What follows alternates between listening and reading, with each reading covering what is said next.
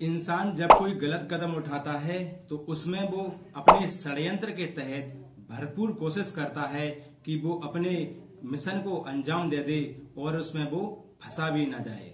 पर ऐसा नहीं होता है। जो इंसान जैसे कर्म करता है उसको वैसा फल जरूर मिलता है। आज की जो कहानी है साथियों, वो ठीक इसी तरीके से है जो कि आपको सोचने पर और समझने पर मजबूर कर देगी। एक ऐसी कहानी जो कि एक हंसते खेलते परिवार में एक इंसान की मौत का कारण बन जाती है। नमस्कार, एक बार फिर स्वागत है आपका आपकी कहानी YouTube चैनल पर। दोस्तों, ये कहानी है गुजरात प्रदेश की, जहां पर एक जिला पड़ता है भरूच, और भरूच में एक जंबूसर थाना पड़ता है। सुबह सुबह 9 बजे की घटना है। जंबूसर थाने में एक अचानक व्यक्ति का कॉल पहुंचता है। वह व्यक्ति कहता है, सर कि नाले के पास में एक डेड बॉडी पड़ी हुई है और इसके पास में कोई नहीं है।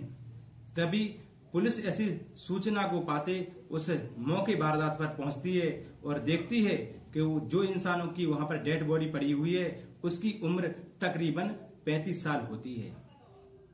पुलिस उस डेड बॉडी को देखती है और उसको लेकर पोस्टमार्टम के लिए भेज देती है।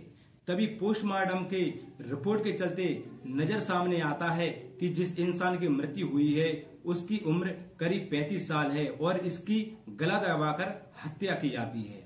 पर पुलिस इस केस में छानबीन करती है। 2 दिन व्यतीत हो जाते हैं पर इसको कोई मालूम नहीं चलता है।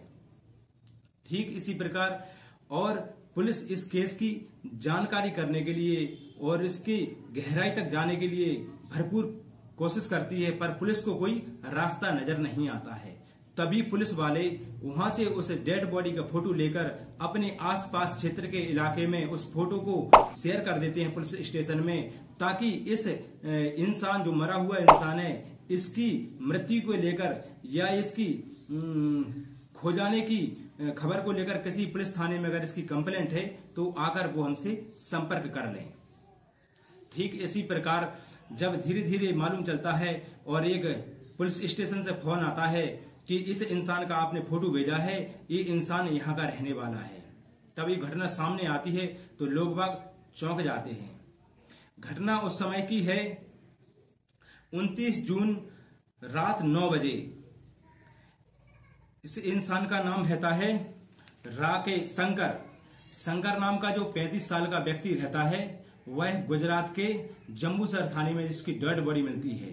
शंकर अपने गांव में रहता है, जिसकी बीवी रहती है उसके साथ में, और बूढ़े माता पिता रहते हैं और शंकर के 3 बच्चे भी रहते हैं। शंकर अपने घर पे काम करता है और ठेकेदारी का भी काम करता है और छोटे मोटे काम करके अपना घर का गुजर बसारा कर लेता है। तभी कुछ समय चलते चलते पड़ोसी गांव में रहने वाला एक व्यक्ति रहता है जिसका नाम रहता है शिवा, जो कि अच्छा खासा बिजनेसमैन, एक पैसे वाला इंसान रहता है और उसकी शंकर के साथ दोस्ती हो जाती है। तब पुलिस इस केस को लेकर जब आगे बढ़ती है तो इसमें चौंकाने वाला खुलासा होता है कि जब 2 दिन तक उस शंकर की डेड बॉडी नहीं मिलती तो उसकी मां पुलिस थाने में जाकर कंप्लेंट करने की कोशिश करती है, पर 2 दिन का हवाला देकर पुलिस वाले उसकी कंप्लेंट नहीं लेते हैं। तब उस 2 दिन बाद उसका बेटा शंकर घर वापस नहीं जाता है। तब दोबारा उसकी मां उस पुलिस स्टेशन जाती है और कहती है कि मेरा बेटा मुझे चाहिए, ढूंढ कर दीजिए। तभी पुलिस स्टेशन से फोन पहुंचता है और उसकी डेड बॉडी बरामद कर उसके घर वालों को, शंकर के घर वालों को शंकर की डेड बॉडी सौंप दी जाती है। तभी खुलासे करने के लिए पुलिस जब रेडी होती है तो पुलिस उस पायदान पर आकर खड़ी हो जाती है, जिसको लेकर उसे दूर दूर तक कोई सुराग दिखाई नहीं देता है। तभी पुलिस बड़े अचंभित में रह जाती है, और पर पुलिस तो होती है जो कि किसी भी केस के जड़ तक जाने में माहिर होती है। ठीक इसी प्रकार पुलिस ने एक नया तरीका निकाला और शंकर के मोबाइल को छानबीन करना स्टार्ट किया।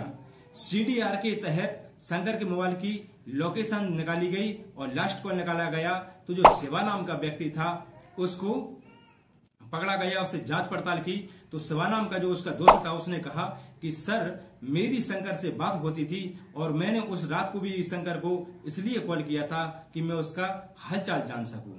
पुलिस वापस उसी पायदान पर आकर खड़ी हो जाती है और देखती है कि आगे चलने के लिए उसके पास, पुलिस वालों के पास कोई रास्ता नहीं रह जाता है। पर पुलिस कहाँ मानने वाली थी और बड़ी सख्ती से पेश आकर फिर से इसकी जड़ तक जाना चाहती थी।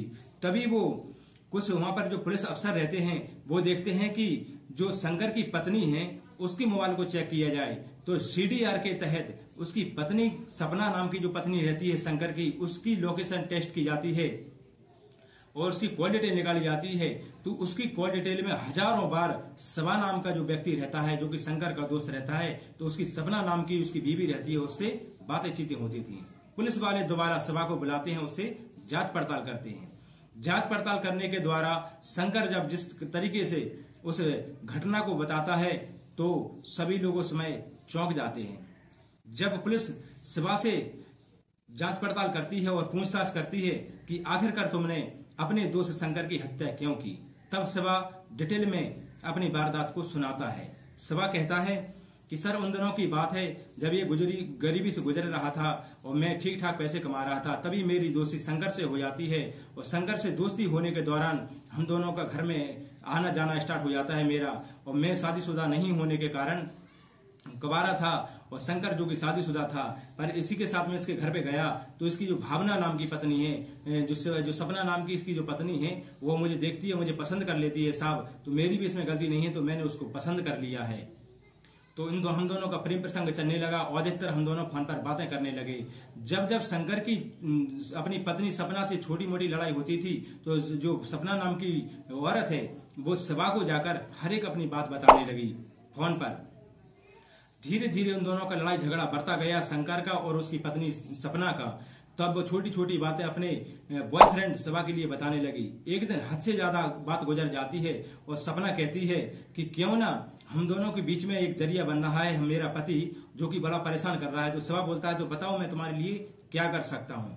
इसी को लेकर सपना बोलती है कि मैं शादी तो तुमसे कर नहीं सकती क्योंकि बूढ़े माँ बाप हैं और 3 बच्चे हैं, स्कूल छोड़कर मैं आऊंगी तो समाज में मेरी बड़ी बदनामी होगी।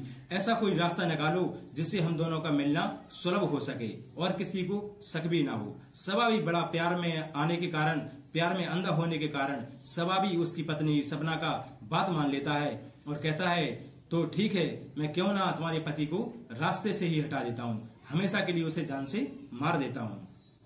उसकी पत्नी भी इस काम में उसका साथ देने के लिए तैयार हो जाती है। एक दिन आता है 3 जुलाई 2023 की, एक फोन आता है और शिवा कहता है शंकर से कि आओ मुझे तुमसे कुछ जरूरी काम है, और जरूरी काम से लेकर शिवा को अपनी गाड़ी में बैठाता है और उसको पानी पिलाता है। उस पानी में उसने पहले से ही नींद की गोलियां घुल रखी थी और शिवा